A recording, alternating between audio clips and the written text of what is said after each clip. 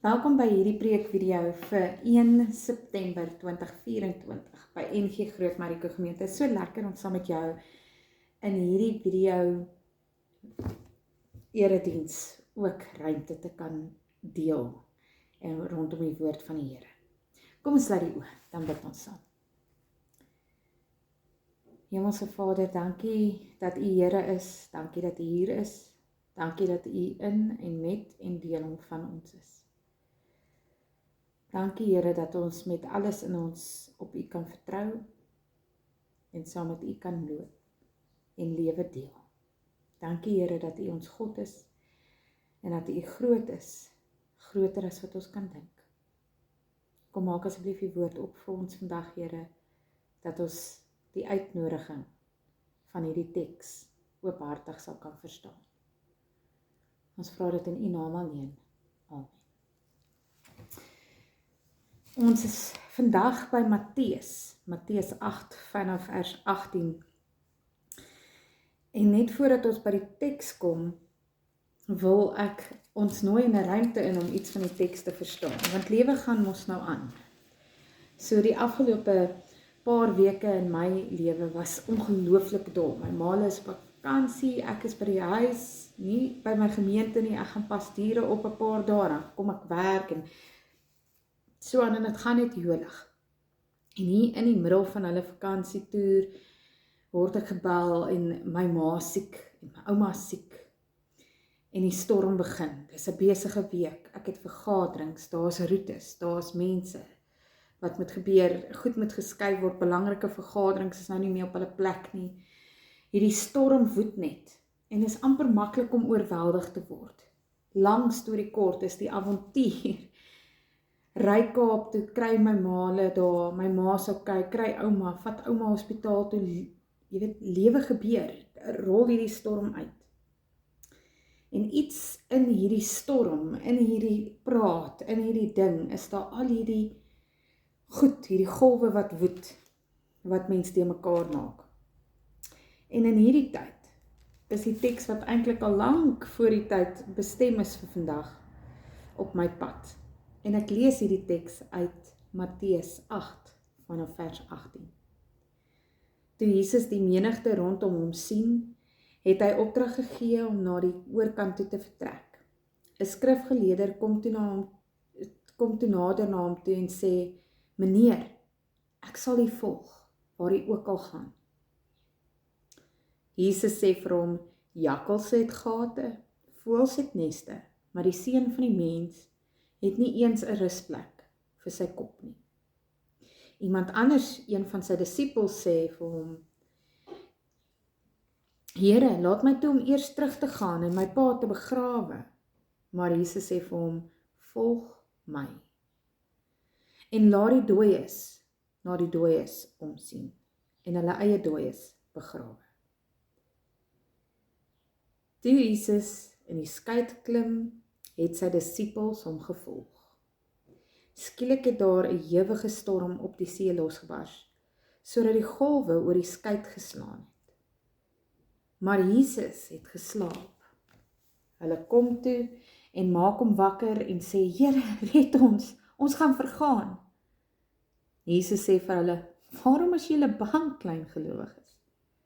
Daarna het hy opgestaan en die wind en die see hard aangespreek, en dit het doodstil geword.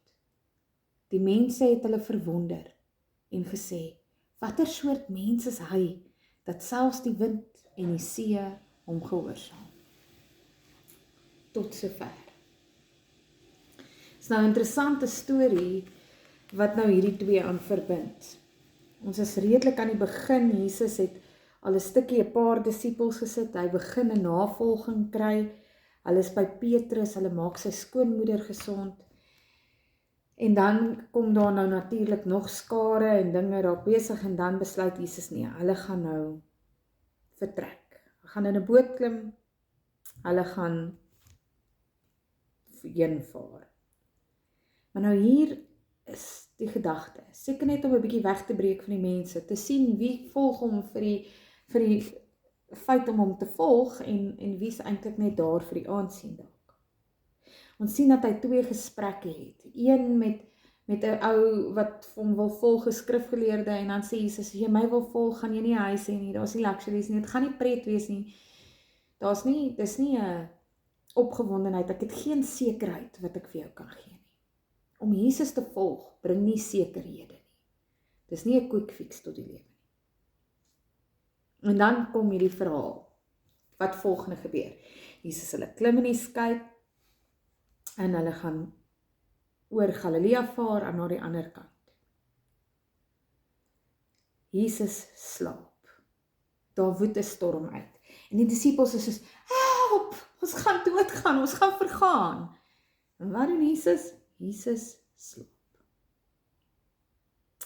In hierdie oorweldiging, wanneer hulle éventueel vir Jesus wakker kry, word hy wakker en ek kan in my eie geestesoog myself verbeel dat hy 'n bietjie grompot is, want hulle het hom nou wakker gemaak. Eers hy van, ag, julle ou klein gelowiges, wat is hierdie, asof dit nie 'n probleem moet wees nie.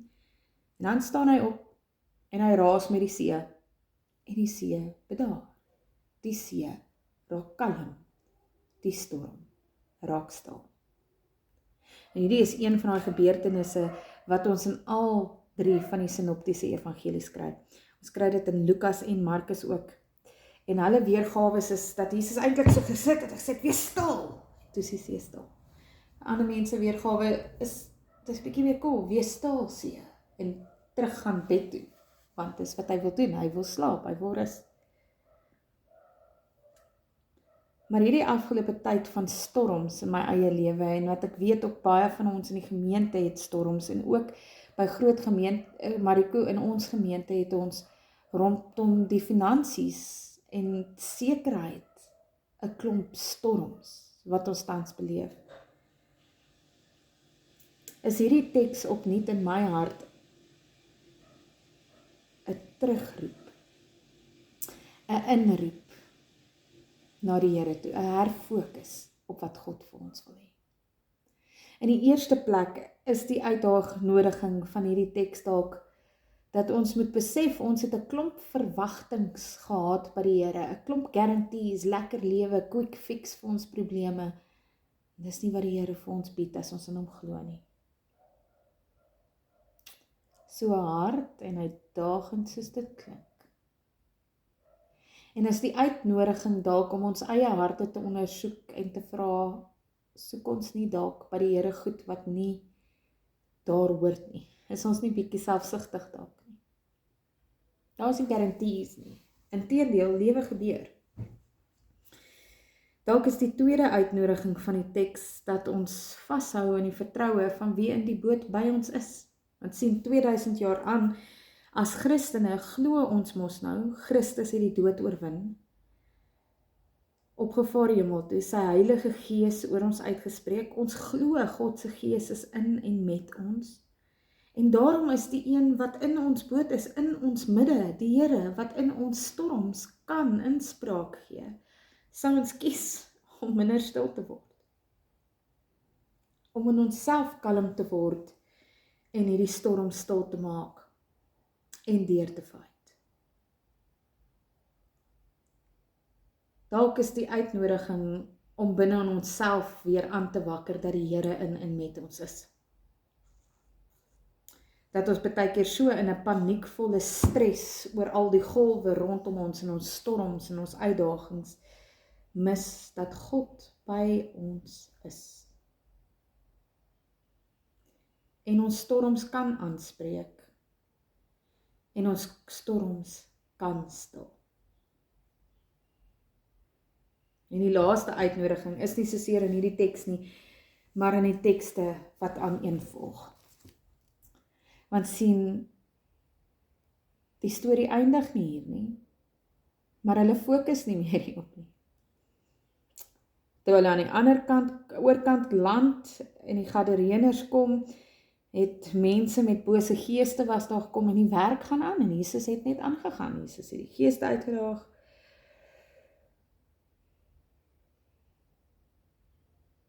Lewe gaan aan, nuwe uitdagings kom. Ek dink die laaste uitnodiging in hierdie storie is storms kom en storms gaan. lewe gebeur. Maar of ons dit gaan deurmaak, is afhangend van wie ons kies om mag te gee in ons storms.